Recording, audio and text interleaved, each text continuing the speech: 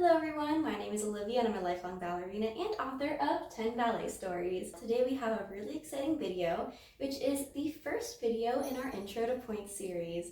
So go ahead and grab yourself a nice warm drink or perhaps a snack, get cozy, and let's go ahead and get into the video.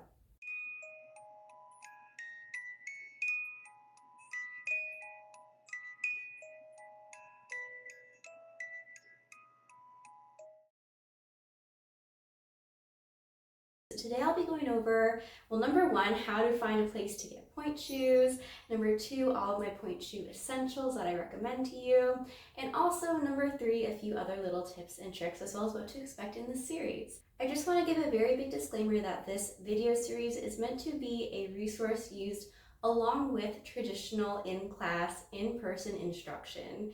The reason being that pointe work, while it is very beautiful, it is also extremely dangerous. And I do not want anyone using my videos as their sole learning resource for learning pointe. This is meant for people who are already taking classes in person, who their professional dance teacher in person has cleared you for pointe, as well as a doctor has cleared you for pointe. All right, now with that huge disclaimer out of the way, let's go ahead and get into the content of this video. So as far as where to go to get pointe shoes, number one, please do not go to Amazon or order them offline without seeing a professional pointe shoe fitter. Now, how do you find a pointe shoe fitter? That's easy. Go ahead and go into your preferred search engine, whether it be Google or something else, and type in pointe shoe fitter near me or pointe shoes near me, and you should get a map with a bunch of different options that you can choose from. Now, I highly recommend that you look up the reviews, but also another way to find a pointe shoe fitter near you is to talk to your dance teacher. Usually your dance teacher will have a preferred pointe shoe fitter that they will send you to, and you should definitely ask their recommendation for you. Now, if you live in more of a remote area and your dance teacher doesn't quite feel comfortable giving you a pointe shoe recommendation, do not worry, you can do something called a virtual pointe shoe fitting. For example, I know that the Pointe Shop does a great job at this and they'll help you handle everything virtually. So as you can see, there are a whole array of options for you in finding a professionally fitted pointe shoe. So you might be wondering, why should I go through all this hassle of a professional pointe shoe fitting instead of buying something off of Amazon for like $30? Well, first of all, safety, that's number one. Second of all, everyone actually has a foot shape that they fall into. Like there's several different categories of foot shapes. And a pointe shoe fitter will be able to use their trained experience to determine what type of shoe, size, and width of the shoe would best fit your shaped foot. For example, I have a Giselle style foot, which, fun fact, used to be called a peasant foot, but then the ballet community rebranded it. That's a story for another time. But anyway, according to my foot shape, the Giselle foot, certain pointe shoes are better suited for me than others. So a professionally trained pointe shoe fitter can really set you up for success by helping find you a shoe that is optimally shaped for your foot shape, size, and width. Now you might be wondering, how much is this pointe shoe fitting going to cost me? Well, don't worry. Typically, it's customary for pointe shoe fittings to actually be free. Now, there might be a slight exception to this when it comes to virtual fittings. However, I believe it's a small fee for those as well. But really, this is kind of like a win-win situation, because if the pointe shoe fitter finds a shoe that you like, well, then, you find a shoe that you like and they'll probably get some business because they sell pointe shoes. So it's a win-win for everyone. So anyway, after you've found the pointe shoe fitter that you want to go to, the next step is to go ahead and book an appointment with them. So once you have your appointment booked, they may or may not ask you some questions over the phone or via email to kind of get a better idea of what pointe shoes to pull for you to try on. But regardless, once you show up to your appointment, this is where all the magic happens. So typically the pointe shoe fitter will take you to an area of the pointe shoe store that has like a ballet bar and some wood and some mirrors. And they'll give you a toe pad to go ahead and put on your foot, and then from there they'll have you try on different pointe shoes. So this is really fun because you'll get to physically feel the difference between different pointe shoes on your feet. You'll be able to see your foot in the mirror and how it looks. You'll be able to get the professional's opinion on what they feel is right for you. But of course, at the end of the day, you have to be happy with what you pick. So I guess my best advice for you here, and I know this can be kind of tricky because if you've never done something before, you might be wondering, well, how am I supposed to know what I'm supposed to like? My best advice for you is to try to pick a shoe that you feel is the easiest to balance on. Something that makes you feel like your toes are completely level across the floor, that you feel sturdy in. perhaps a shoe that helps you feel like you can like get over your arch pretty good. Now, I will say I'm very impressed with the level of pointe shoes that are available these days. Funny story, I was actually wearing the same pointe shoe for about 15 years, and the only reason why I changed to a different model is because they actually discontinued it. I was actually really grumpy about this and was like, oh man, I've been wearing this shoe forever, like, how am I gonna find one that I like again? But funny enough, like the technology in pointe shoes from just 15 years ago has really improved the shoes and your potential for being able to dance on them, because my shoe that I had before was it had a very flat bottom, but now the shoe that I ended up going with, which is the Grishko 2007, also called the Nicolay 2007s, they are pre-arched. So instead of having to like break in and make it more like have an arch before, now I don't have to do that, and that's taking that step out. And I've noticed that the shoes actually last longer. I believe the materials are changed inside of them. So what's really cool is that there are so many different bells and whistles that these pointe shoes have these days, and you can definitely talk with the pointe shoe fitter to see which enhancements might be the best for you. For example, there are some shoes that come with toe pads already built in. There are some shoes that have like, I think it's like plastic soles so that they'll last longer. There's a bunch of different things that you can get, and it's definitely very exciting to kind of dip your toes in, definitely joke intended here, and kind of get a feel for the pointe shoe world and all the opportunities there are within it. So once you find your favorite pair of pointe shoes, the pointe shoe fitter will go ahead and give you some ribbons and elastic for you to purchase as well.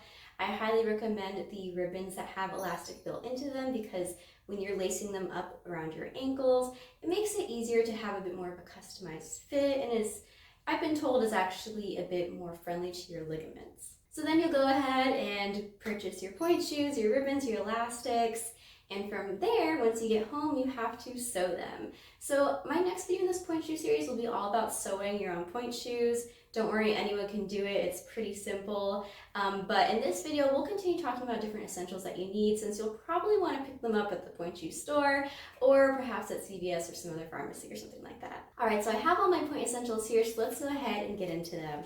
Don't be intimidated by all the stuff that I have here. Definitely talk to your ballet teacher and your pointe shoe fitter on what they recommend. But I would say essential number one is certainly some sort of adhesive bandage, and a lot of them, like I'm talking like a lot of them.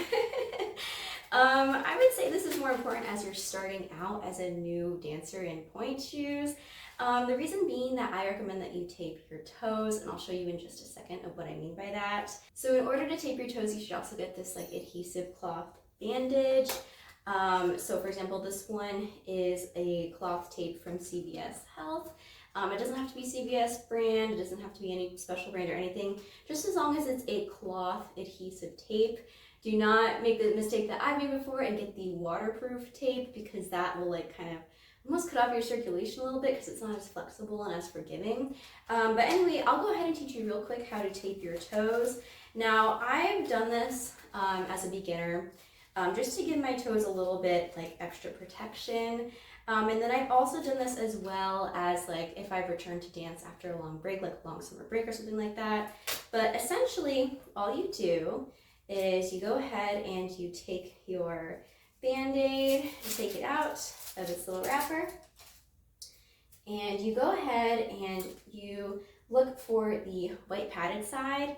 Now we're gonna pretend that my hand is a foot for a second, okay? We'll use my thumb, and I recommend putting this white padded side a little bit over the thumbnail and over the top of the toe, okay? So pretend this is my toe, this is the thumbnail of the toe, and this is the bottom of it, so we have that Band-Aid over top. Now we're gonna layer that with some cloth adhesive bandage. All right, so we're gonna get this cloth bandage, and I definitely recommend you fold over the corners so you can easily find where you left off the next time. And then from here, we're gonna take it and basically secure the bandage in place. We're gonna wrap it around the sides of the toe, okay? Not too tight, not too loose. This just kind of helps keep the bandage in place. So what you're gonna do is you're gonna tape all your toes like this, and then you're gonna go ahead and put your toe pad on top. Now, just a quick disclaimer that there are some old school style ballet schools that do not want their beginner students using toe pads. I don't really agree with that too much because I feel like if the technology is out there to protect your feet, you should protect them. So again, do what you feel is best for you. But my personal opinion is that I find that I dance better when I have really nice thick gel toe pads, and I feel like my feet really thank me for it. But yeah, once you tape all your toes, you're gonna go ahead and put your toe pad on top of your foot and then cover the foot with your tights, okay? So yeah, now my toe pads that I really like using are from Eurotard. Now I believe you can order these on Amazon, but yeah, these are the Eurotard Point Comfort. They're original non-silicone gel toe pads with premium quality kinetic gel. So again, they claim that this helps relieve your feet from shock, shear, torsion, compression, and there's a fun little graphic on the back here. You feel free to look this up on your own and read more about it, but I've always really liked gel toe pads, but there are a bunch of other options for toe padding, like there are ouch pouches, there's lamb's wool, some people use paper towels, some people don't use anything. But as a beginner, I definitely recommend taping your toes and using a toe pad. So next up, as I untape my finger, we have something that is a real lifesaver, at least for me anyway, and I know a lot of dancers love these. We have these little gel cushions. So there are a bunch of different brands. Gaynor Minden is like a name brand one. We also have these hexagels that you can get, I believe, on Amazon or at your local drugstore. But these are amazing if you have blisters. They're basically like these little gel patches that you can like peel off and adhere to a blister if you have them.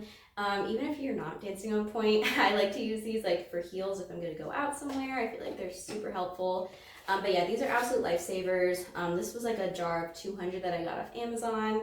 And then this is kind of like a smaller one that I got as like a present, I think from Secret Santa for like our company ballet Secret Santa that we did. So another item I recommend you invest in for your at-home dance training outside of your in-person classes would be a dancing disc.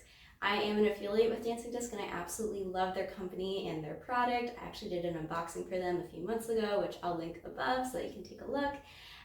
But basically the dancing disc is a portable dance floor and it's made of professional marley flooring so that you can have a safer spot to dance on to truly elevate your dance training at home and also make things a lot safer.